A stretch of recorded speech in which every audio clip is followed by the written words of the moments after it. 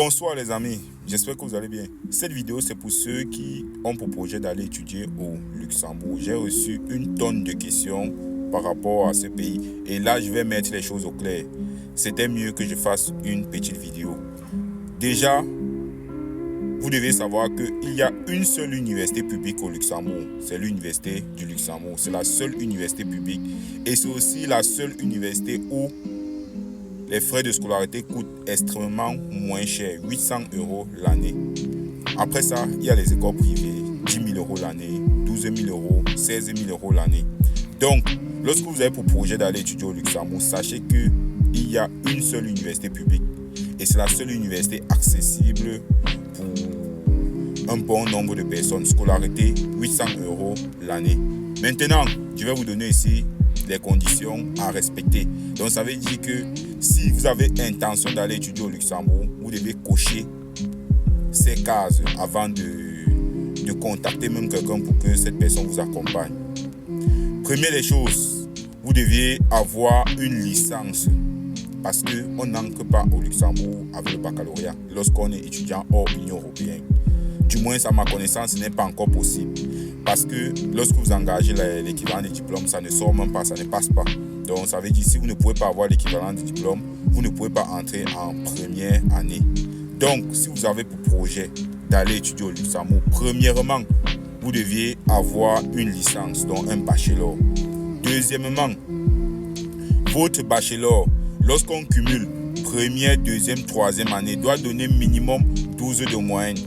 Et 12 de moyenne là que je dis, ça ne passe que sur peut-être 2 programmes. Donc il n'y a que peut-être 2 programmes. Sur tous les programmes qui existent à l'Université de Luxembourg, il n'y en a que 2 où vous pouvez obtenir une lettre d'admission avec 12 de moyenne. Je connais les 2 programmes. Le reste des programmes, même avec 14 de moyenne, vous n'obtenez pas l'admission.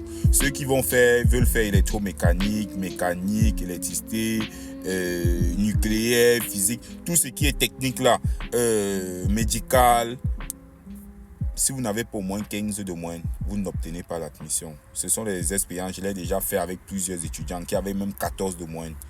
On envoie les conditions d'admissibilité, on vous dit qu'il faut au moins 15 de moyenne pour obtenir une lettre d'admission dans ces programmes. Les programmes comme dans le domaine des sciences économiques et gestion, parfois avec 13 de moyenne, vous pouvez obtenir l'admission, mais j'ai déjà essayé aussi avec certains étudiants et ça n'a pas donné. Donc là-bas, c'est souvent 14-15 de moyenne.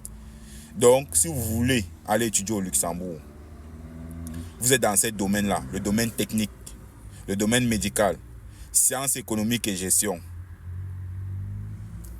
Vous n'avez pas au moins 14-15 de moyenne, oubliez le Luxembourg.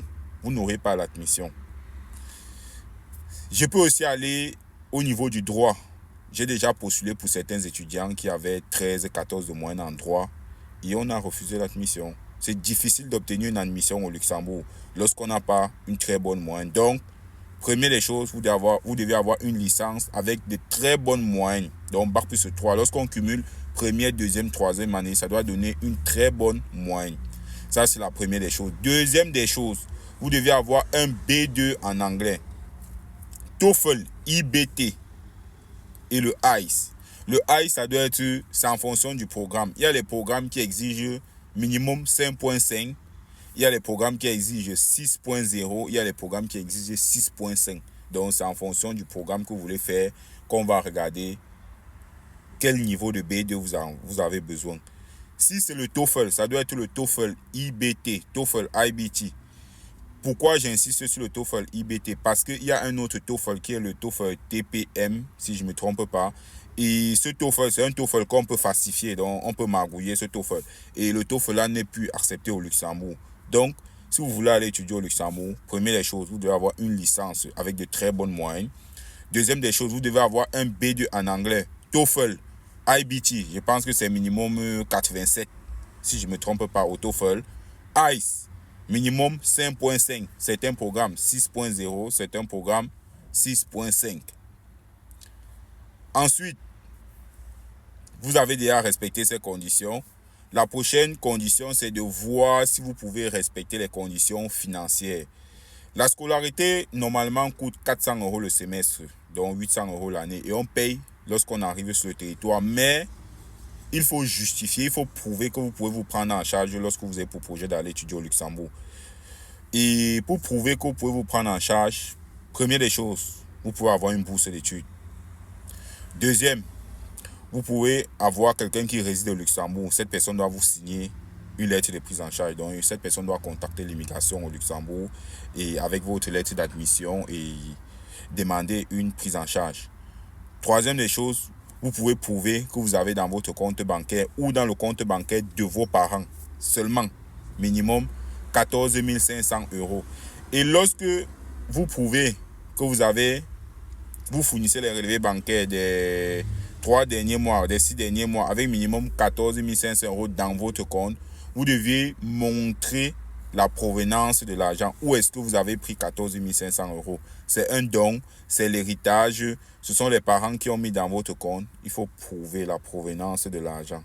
C'est la même chose aussi si votre parent, le père ou la mère, doit fournir ses relevés bancaires des 3 ou des 6 derniers mois avec minimum 14 500 €. Le parent doit prouver où est-ce que l'argent sort. Contrat de travail, héritage, il doit prouver où l'argent sort.